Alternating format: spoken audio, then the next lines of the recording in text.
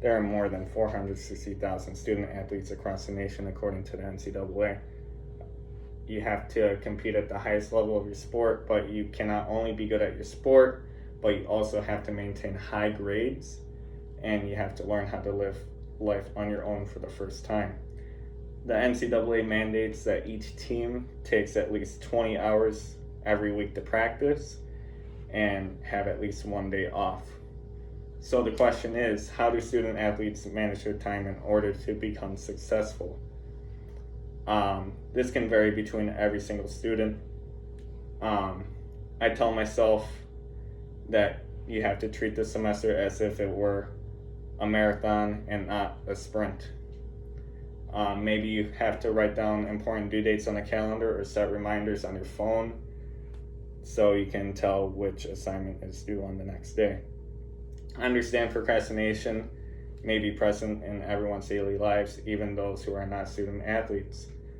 But at the end of the day, as a student athlete, you have to understand that you cannot let procrastination get in the way of your goals.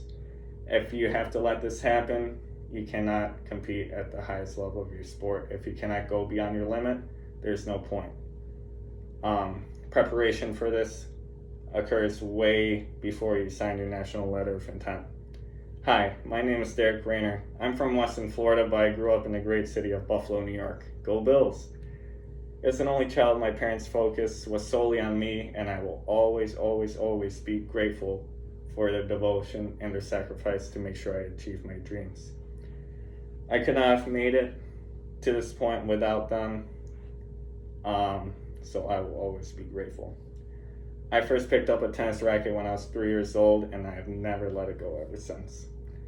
I learned from growing up in Buffalo that everyone was blue-collared. For example, everyone would wake up in the morning, go to their job, drive to work, and survive and meet their needs, and do it all again the next day, while also driving in a foot of snow. My mom and dad would have to drive me about an hour and an hour back, so a 2-hour round trip, because Buffalo is not well known for their tennis.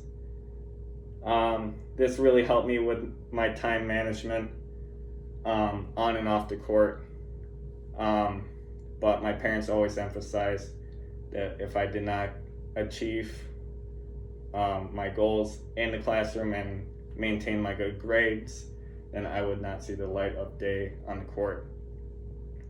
My schedule mostly consisted of, throughout high school, waking up at 7:30 in the morning to go to school, and then going to the courts at about 2:30 and having my mom or dad pick me up and making me a bagel or an English muffin that I have to eat, because that would be pretty much my second meal of the day. While mostly normal teenage kids would play on their Xbox or go to football games, I would be perfecting my ground stroke or whatever it may be, and this really helped me with my time management skills and making sure I was solely focused on what my goals were.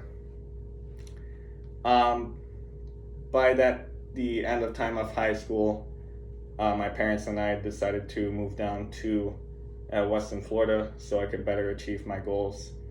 And by the end of my senior year of high school, I signed my national letter of intent to go to St. Francis University in Pennsylvania.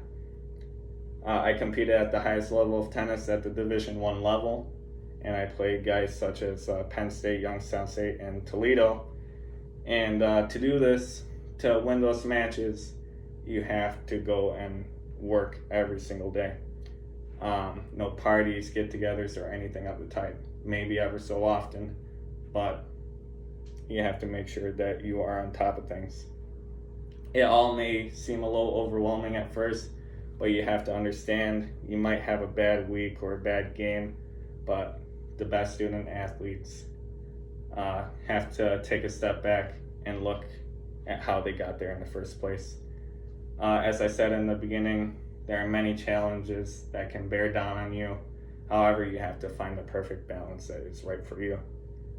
From my experience from being a student athlete, this is the most fun that I've ever experienced. My teammates are the best, and you have to spend every single second and enjoy the experience as well. My plan for the future is I'm going to give it my all in my double majors in marketing and management, as well as on the court. I plan to achieve my goal for the year, making it on the starting lineup, as well as maintaining a high GPA. When I transferred to West Liberty University, I found that you have to never take being a student athlete for granted. If you're having a bad week, take a look back how you got to that point in the first place. Being a student athlete can take up your entire life, but you have to find that right balance that works for you. You can never give up, and make sure you keep your head down. Thank you.